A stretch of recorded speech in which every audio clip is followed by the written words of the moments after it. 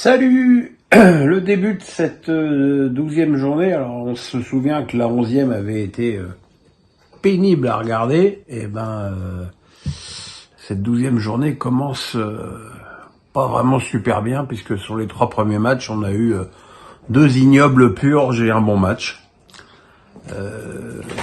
La purge inaugurale a été ce Nice-Montpellier absolument affligeant en termes de football, entre le leader niçois qui a inventé une nouvelle manière de bétonner, c'est-à-dire on a le ballon et on n'en fait rien,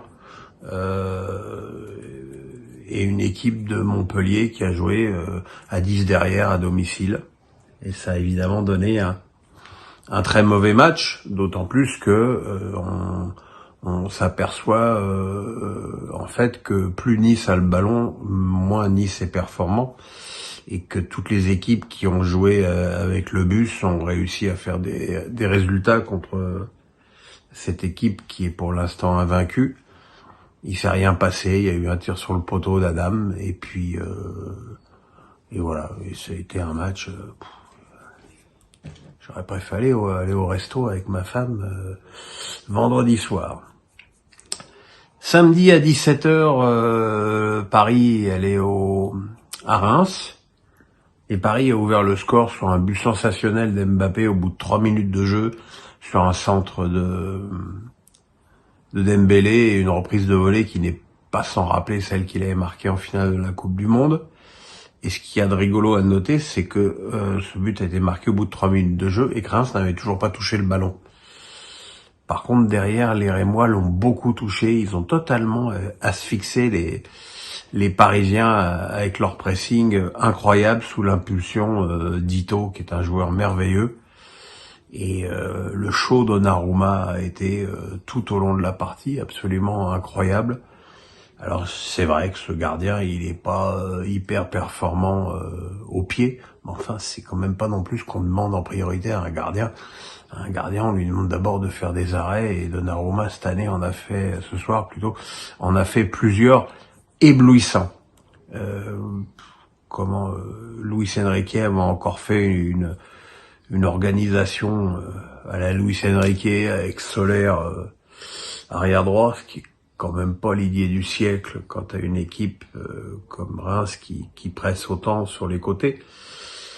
Et puis il est évident que la première période insensée des Rémois allait se payer sur le plan physique, et c'est vrai que la reprise de la seconde période a été plus à l'avantage des Parisiens, surtout que la sortie de Ramos et de Kangingli et l'entrée de Vitinha a permis de rééquilibrer un peu cette équipe.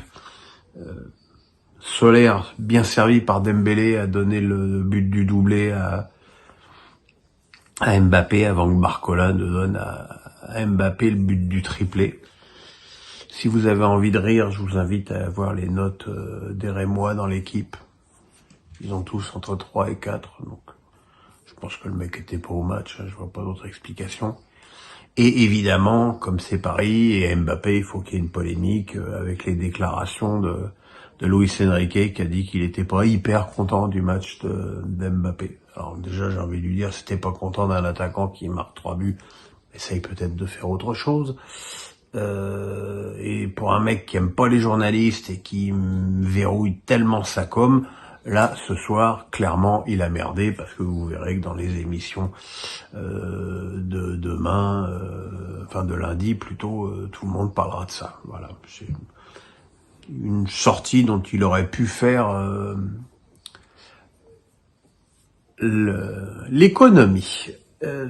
Et puis ce soir, une autre purge entre Le Havre et Monaco, qui incombe évidemment beaucoup plus à une équipe de Monaco qu'on attendait autrement plus brillante. Les Havrais, ils ont rien à se reprocher, ils ont bien défendu, ils se sont bien battus, ils ont essayé de marquer des buts sur les quelques ballons qu'ils ont eu, ils ont même eu l'occasion de l'emporter avec un penalty pour une faute de Diop sur Sabi à la toute fin des arrêts de jeu du match.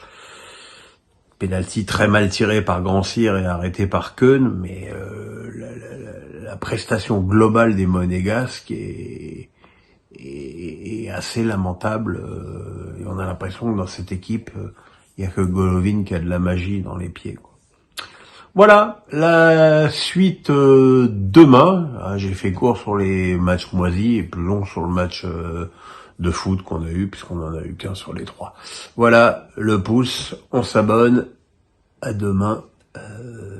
Papy va dodo. Bye bye.